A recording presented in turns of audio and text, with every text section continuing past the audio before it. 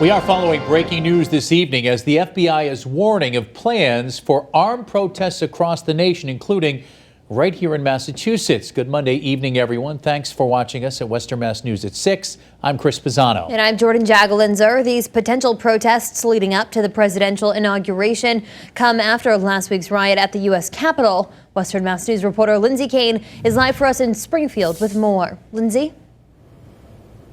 Chris and Jordyn, the FBI now says that armed protests are being planned at all 50 state capitals beginning later this week. The Massachusetts State Police Communications Director tells Western Mass News in part, MSP are aware of many general statements that have been made online regarding potential protest activity, including one posting calling for peaceful armed protests in all 50 state capitals that was the basis for an FBI bulletin. Today, we are aware of no specific threat to government venues or to public safety generally in Massachusetts. The Boston Division tells Western Mass News they are not in possession of any intelligence indicating any planned armed protests at the 4 state capitals in their area of responsibility. That's Maine, Massachusetts, New Hampshire, and Rhode Island from January 17th through the 20th. Local military expert Gary Lafort says the timing of these warnings is not a coincidence, given the events on Capitol Hill last week. It does tie into the current action that's ongoing in Congress as far as the impeachment of President Trump for his alleged involvement, in inciting the demonstration that took place at the Capitol and the subsequent breaching and trying to seize the building. He says he thinks the situation may escalate if the president is removed from office before the inauguration. Now, this is a story Western Mass News will continue to follow. Be sure to stick with us on air and online. Live in Springfield, Lindsay Kane, Western Mass News. Lindsay, thanks for that live report. The U.S. House of Representatives plans to meet Wednesday to consider the impeachment of President Trump. There are now calls from some lawmakers to hold off on impeachment proceedings during the president-elect Joe Biden's first 100 days in office. Western Mass News spoke to Congressman Richard Neal about this option. And I do think that we don't want to get in the way of President-elect Joe Biden's opportunities to set his own agenda and vigorously pursue it in now but 9 days. I think that there are other paths here, including censure, that might be a plausible way forward. But not to miss the point that we do believe that there has to be a direct accounting of what President Trump did to encourage the mob action that America and the world witnessed. Meantime, the House is also considering a resolution to call on Vice President Mike Pence to invoke constitutional authority to remove President Trump from office. That resolution is expected to pass, but political experts doubt Vice President Pence will act on it. In Amherst, local first responders are now one step closer to being protected against COVID-19, receiving the first dose of the vaccine. The first responders rolled up their sleeves at the UMass Amherst Campus Center. Western Mass News reporter Audrey Russo joins us live tonight with those details. Audrey? This mass vaccination event is largely kicking off the next step and the next wave in ensuring that more and more people in Massachusetts get protected against COVID-19. The first responders were invited to the UMass Amherst campus. They were first processed through socially distant lines and then brought into the vaccination room. After receiving the Moderna vaccine, the first responders were asked to wait in a separate room just to ensure there were no bad reactions. We spoke with a UMass campus police officer, one of the very first to get the shot. Anybody who's thinking about it needs to just do their due diligence, look into it, and make the decision that's best for them, their family, and everything. That's kind of how I'm looking at it. Is not only for work, this is for family life as well. A lot of things have been messed up because of this, and if this helps get things back, I'm all for it. Now, in other areas across Western Mass, first responders got the vaccine.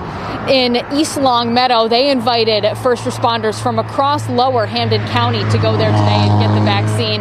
And then in Northampton, the Northampton Fire Rescue hosted their own city's firefighters and then those from East Hampton as well. Reporting live in Springfield, Audrey Russo for Western Mass News. Audrey, thanks for that live report. Turning now to the latest coronavirus numbers in the state over the past 2 weeks. Today, the Massachusetts Department of Public Health reports more than 4,200 new cases of COVID-19.